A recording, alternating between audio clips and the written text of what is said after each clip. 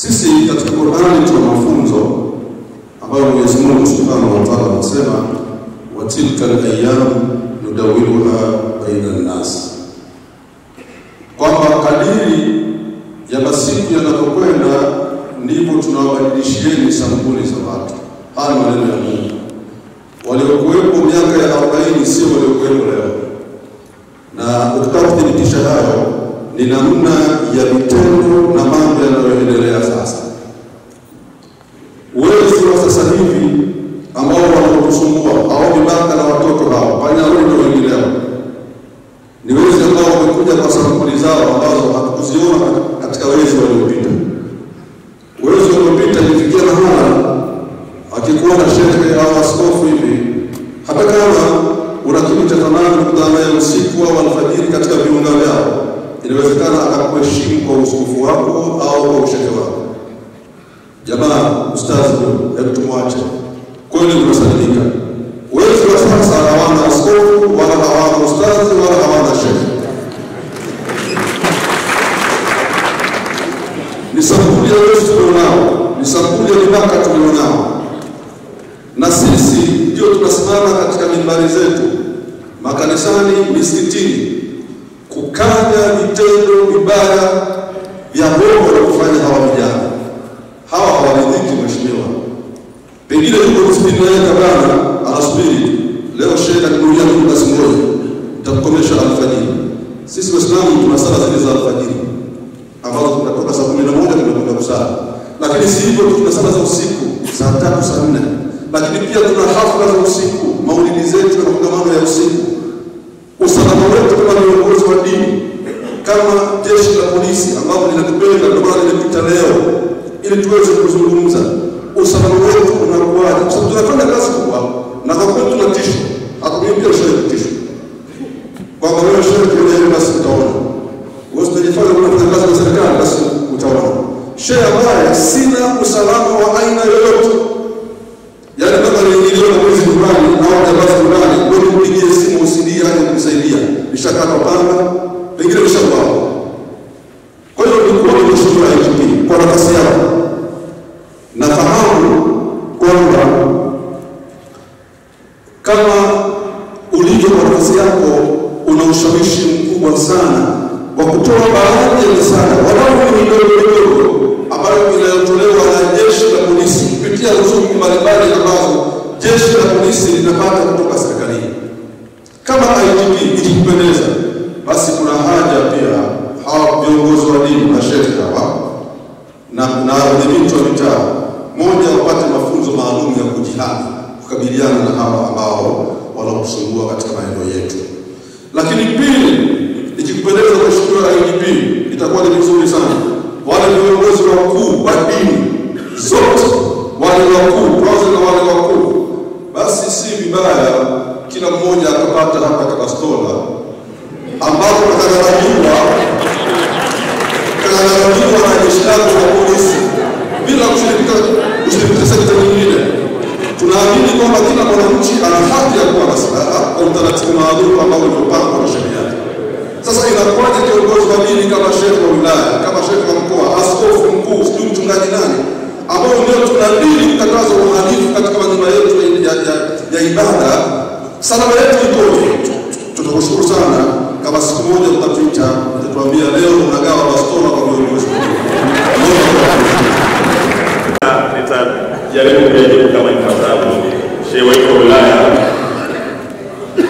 wamezungumza swala msingi, vikao vinaendelea na maelekezo ambayo niwahi kutoa kwa mikoa mingine,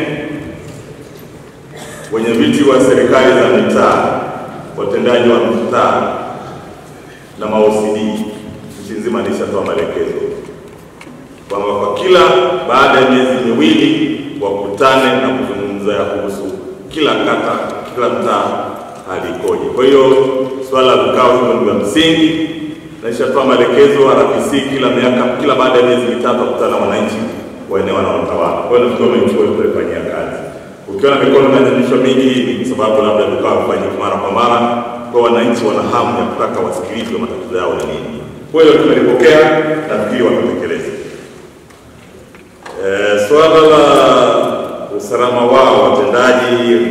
serikali, jamani, hizi nafasi hazianza leo, na wameanza huko nyuma, na tunaamini ukishakuwa kiongozi pia kuna mkono wa Mungu.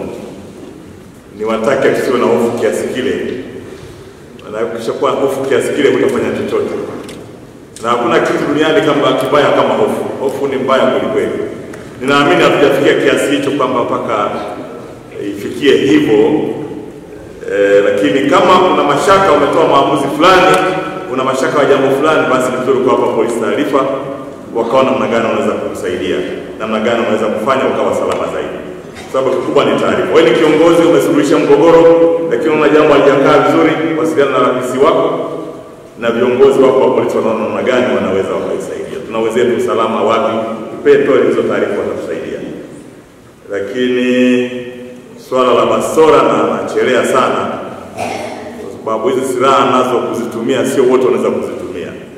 Inaweza ikawa ni balaa pia, sababu tuna watoto, tuna nini, na ndio maana mpaka tukupe silaha kuna vitu lazima upite sana, na tumetoa maelekezo mengine mpaka tukabidhi hiyo silaha sasa, mpaka tukupeleke kwenye range tuone unaweza kumiliki hiyo silaha, kwa sababu wengi wananyang'anya silaha pia. Silaha nyingi zinazotumika, kama silaha hujawahi kuitumia ni shida. Maana hiyo sio begi, sio pochi. Kama hujawahi kuitumia nayo ni shida. Na silaha, ndugu zangu, mtu akishakuwahi mara nyingi ni tamu. Kwa hiyo mara nyingi tusipende sana ya masilaha. Masilaha yana shida sana. Na wakati mwingine mhalifu akijua anakuja kwako hujui kutumia silaha pia, kwake anafurahi. Najua huyu nikienda tu mara moja nachukua silaha. Lakini kwa wale ambao viongozi wetu wa dini wanaomba viongozi kumiliki silaha, RPC usipate shida, sukuma hayo maombi yao yaje kwetu, basi tutaweza kuwamilikisha. Taratibu wa silaha, utanunua silaha yako, utaleta maombi yako, yatapitishwa, yatakuja kwetu, tutakupa kitabu, basi utamiliki silaha. Lakini lazima kabla hatujakupa silaha lazima tucheze na wewe. Kwa sababu wengine wana mapresha, wengine wana nini, unaweza kupewa silaha baadaye ikakusumbua, ukajikuta unaanguka mwenyewe na silaha yako. Hakuwa haipendezi. Sawa jamani, silaha ni kitu kigumu kidogo. Hata mimi mara nyingi nimeitumia miaka mingi, lakini wasipendi sana kuwa nayo kwa sababu ina tabu zake sana. Na kama unakunywa wine, unaweza kunywa wine ukaisahau panapohusika. Hiyo nayo ni balaa. Lazima nitakuuliza umeiweka wapi, imepotea namna gani na nini. Kwa hiyo ina tabu zake. Askofu Cosmas amezungumzia kuibiwa simu.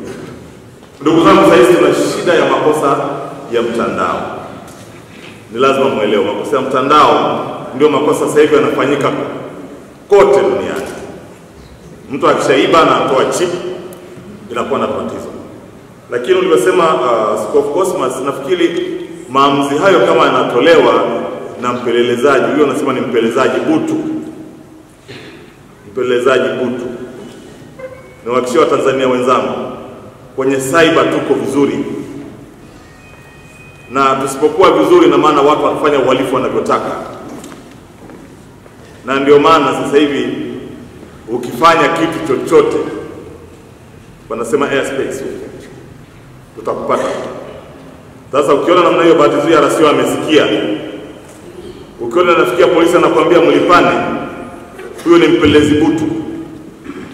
Tuna uwezo wa kujua huyu anapiga simu sasa ni nani na yuko wapi, ana umbali gani kutoka mahala fulani. Tuna uwezo huo. Sasa ukiona mtu, serikali yetu haiko kimya namna hiyo, kwamba umeiba hiyo simu, utumie hiyo chip uweke kwingine nisijue, haiwezekani. Na ndio maana wajanja sasa hivi akiiba hiyo simu anatupa. Tumefikia mahala ulipo tunajua huko, unapokwenda tunajua unakwenda wapi. Kwa hiyo ukiona namna hiyo, ni wale askari wale wanaosema makanjanja, hajui wajibu wake, anakuwa ni askari mshahara. Uwezi mtu kaibiwa simu yake imetumika mahala, unasema umehusika moja kwa moja. Anaweza akatumia simu yake kufanya uhalifu, yes. Tutajua tu kwenye mtandao kwamba hii simu ni ya kwake, kaitumia kwa ajili 1 2 3. Sasa nimeibiwa simu, nimeripoti. Na unaweza ukaripoti kwamba nimeibiwa simu, kumbe unaitumia pia, sio? Lakini wakisha Tanzania wenzangu, tuko vizuri. Na hiyo RPC uichukue na RCO uichukue, sitaki kusikia habari hiyo tena. Tuna uwezo wa kujua nani kafanya, na tuna uwezo wa kujua anafanya nini sasa. Uwezo mkubwa sana. Na serikali yetu imegharimia sana kwenye swala hilo. Kwa hiyo huwezi mtu akaiba hapa simu akampa mtu mwingine ikafanya kitu tusijue, haiwezekani. Hata anapotembea kutoka hapa kwenda mahala fulani atajua saizi yuko wapi. Sawa sawa? Naomba tuipigie makofi serikali yetu.